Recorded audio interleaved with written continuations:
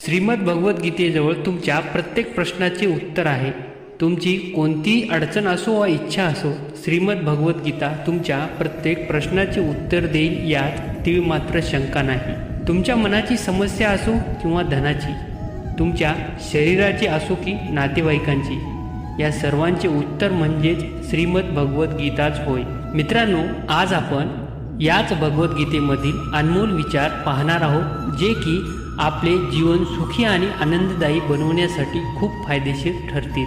तुम्हाला एवढेच करायचे आहे की या व्हिडिओला शेवटपर्यंत पाहायचं व ऐकायचं आहे. व्हिडिओमध्येच सोडून द्यायचा नाही किंवा स्किप करायचा नाही.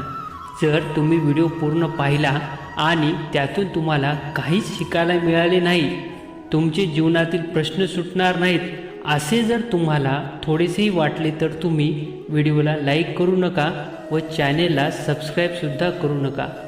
परंतु जर व्हिडिओ पाहून ऐकून तुम्हाला तुमच्या जीवनातील सर्व प्रश्नांची उत्तरे भगवद्गीतेमध्येच लपलेली आहेत असे जरा जरी वाटले, तर नक्की आम्हाला कमेंटद्वारे कळवा. मित्रांनो, मला माहीत आहे की या व्हिडिओमध्येच तुम्हाला तुमच्या अनेक प्रश्नांची उत्तरे मिळतील.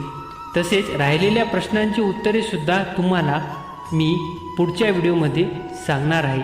तर चला, कसलाही वेळ न घालवता व्हिडिओला सुरुवात करूया.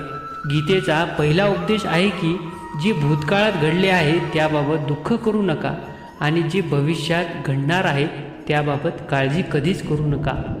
जेव्हा महाभारताचे युद्ध सुरू होणार असते तेव्हा अर्जुन श्रीकृष्णाला म्हणतो, जर हे युद्ध सुरू झाले तर करोडो सैन्य मारले जाईल. जे सैनिक आणि वीर योद्धे या युद्धात मारले जातील त्यांच्या मुलाबाळांचे काय होईल, विधवा स्त्रियांचे काय होईल, समाज पुढे कसा जाईल, अशा अनेक गोष्टी अर्जुन कृष्णाला विस्तारामध्ये विचारतो.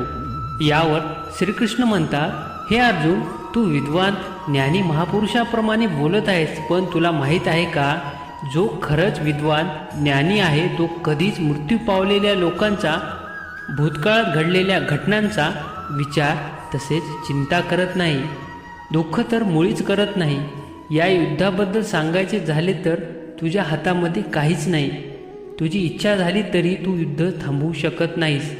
जन्म आणि मृत्यू या गोष्टी निसर्गाच्या हातात आहेत, तसेच ज्याच्या त्याच्या कर्मावर आधारित आहेत. म्हणूनच विद्वान ज्ञानी लोक हे कोणाच्याही मृत्यूसमयी रडत बसत नाहीत. विद्वान लोक भूतकाळातील गोष्टींचा विचार करून शोक करत नाहीत, तसेच येणाऱ्या भविष्यकाळाची चिंतासुद्धा करत नाहीत. त्यांचे एकच म्हणणे असते की जे होणार आहे ते नक्कीच होणार आणि जे होणार नाही ते कधीच होणार नाही. ज्ञानी लोकांच्या बुद्धीमध्ये ही गोष्ट बसलेली असते, म्हणून त्यांना कोणतीही चिंता सतावत नाही आणि दुःखसुद्धा सतावत नाही. याच सर्व गोष्टी आपल्या दुःखाचे एकमेव कारण आहेत. गीतेमध्ये हेच सांगितले आहे की आपण गेलेला काळ बदलू शकत नाही, तसेच येणाऱ्या काळाला थांबवू शकत नाही. जे काही आपल्याला करायचे ते केवळ वर्तमान काळातच, कारण वर्तमानच आपल्या हातामध्ये असतो. आपल्या आयुष्यातील 99% ताणतणाव आणि चिंता ही आपण भूतकाळाचा विचार व भविष्याची चिंता करत असल्यामुळे निर्माण होते. त्यामुळे आपण नेहमी त्याच विचारात जीवन जगत असतो आणि चालू वर्तमान काळही विसरून जातो. आपण जर वर्तमान काळाचा आनंद घ्यायला शिकलो तर आपोआपच आपल्या जीवनातील तणाव व चिंता ही समाप्त होईल. वर्तमान काळात खूप मोठी ताकद आहे, त्यामुळे आपण त्याबाबत गांभीर्य पाळले पाहिजे. आपल्याला जे काही करायचे ते आजच करा. उगाच माझ्याकडे वेळ आहे म्हणून वेळ वाया घालवत बसू नका, नाहीतर नंतर पश्चाताप करण्याची वेळ येईल. एक छोटीशी कथा सांगतो, काळजीपूर्वक ऐका. एक गुरुजी आपल्या शिष्याला पारस दगड देतो. तो शिष्य खूप आळशी असतो. गुरुजी शिष्याला म्हणतात, हे शिष्या, तू या पारस दगडाचा लोखंडाला स्पर्श केला की लोखंडाचे सोन्यामध्ये रूपांतर होईल.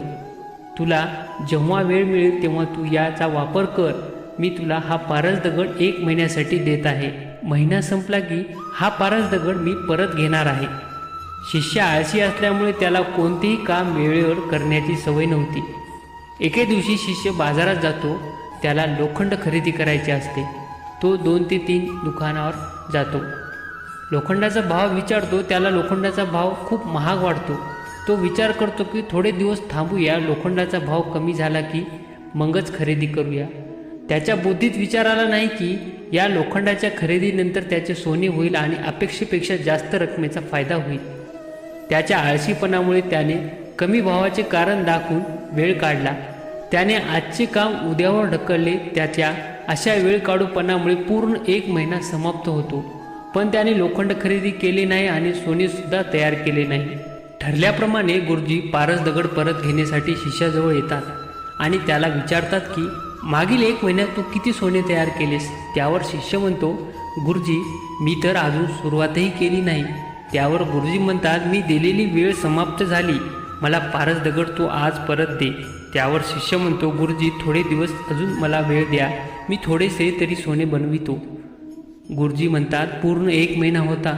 तू याचा वापर केला नाहीस. आता वेळ निघून गेलेली आहे. असेच आहे आपले जीवनसुद्धा.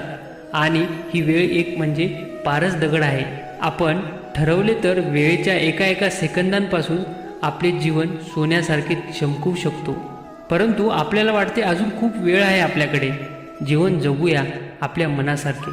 पण खरं सांगायचे झाले तर अशी वेळ कधीच येत नसते. ती वेळ आपल्याला स्वतः आणावी लागते.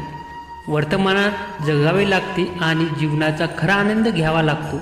जीवनात सुख, दुःख, चिंता, विचार या गोष्टी सदैव येतच असतात. म्हणून आपल्याला यांचा विचार न करता आज आपले जीवन जगले पाहिजे. म्हणून गीता आपल्याला शिकवते की आपण वर्तमानात जगले पाहिजे. आज आणि आत्ताच मनासारखे मनसोक्त आनंददायी जीवन जगले पाहिजे. मित्रांनो, सदरचा व्हिडिओ जर आपल्याला आवडला असेल तर नक्कीच व्हिडिओला लाईक करून आपल्या मित्रांपर्यंत पोहोचवा आणि आमच्या चॅनेलला आवर्जून सबस्क्राईब करा आणि बाजूला दिलेल्या घंटीला दाबायला विसरू नका. धन्यवाद.